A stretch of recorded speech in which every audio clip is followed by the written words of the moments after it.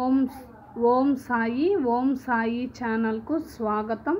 ఈరోజు సంకటహర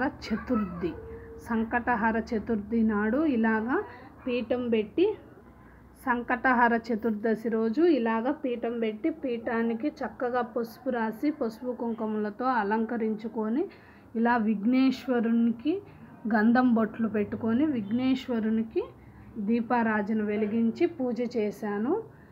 చవితి రోజు సంకష్టహర చతుర్థి అంటారు. ఈ రోజున మనము ఉదయం నుంచి ఉపవాసం ఉండి, మధ్యాహ్నం ఏదన్నా ఉండలేని వాళ్ళు ఏదన్నా టిఫిన్ తినొచ్చండి.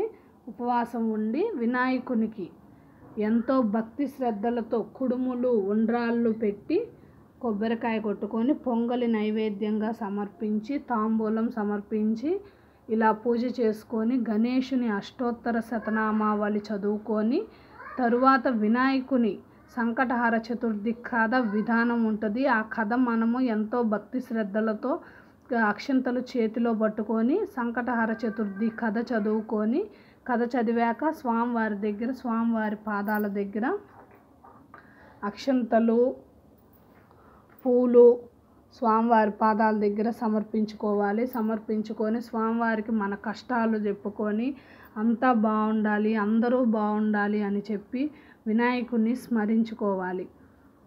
చూడండి, తాంబూలం పెట్టాను, దీపారాజన చేశాను, పైన స్వామివారి దగ్గర కూడా ప్రసాదం నైవేద్యంగా సమర్పించాను. విఘ్నేశ్వరునికి కూడా పూలతో పూజ చేసుకొని అష్టోత్తరం కథ అన్నీ చదివి కుడుములు ఉండ్రాళ్ళు చేశాను. ఇప్పుడు సాంబ్రాణి ధూపం వేసుకుందాం స్వామివారికి. ఇలా స్వామివారికి సాంబ్రాణి ధూపం వేసి సాంబ్రాణి సమర్పించుకోవాలి. స్వామివారికి మనం ఎంత చక్కగా పూజ చేసి ఎంత బాగా చేస్తే మన కోరికలు ప్రతి కోరిక నెరవేరుస్తారు.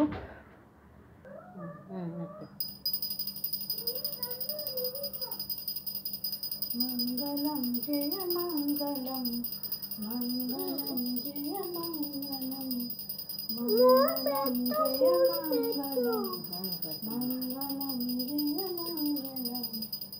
స్వామి దేవుళ్ళందరూ అందరినీ చల్లగా కాపాడండి అయ్యా స్వామి, అందరినీ చల్లగా కాపాడండి, అందరి కోరికలు నెరవేర్చండి.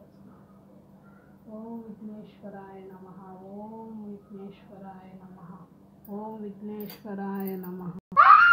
ఇలాగా సంకటహర చతుర్థి వ్రతం చేసుకున్నానండి. పొంగలి సమర్పించి అవి చేసుకున్నాను. చూడండి, మీరు కూడా ప్రతి ఒక్కళ్ళు సంకటహర చతుర్థి వ్రతం చేసుకోండి. మనం కష్టాల బారి నుంచి బయటపడతాము.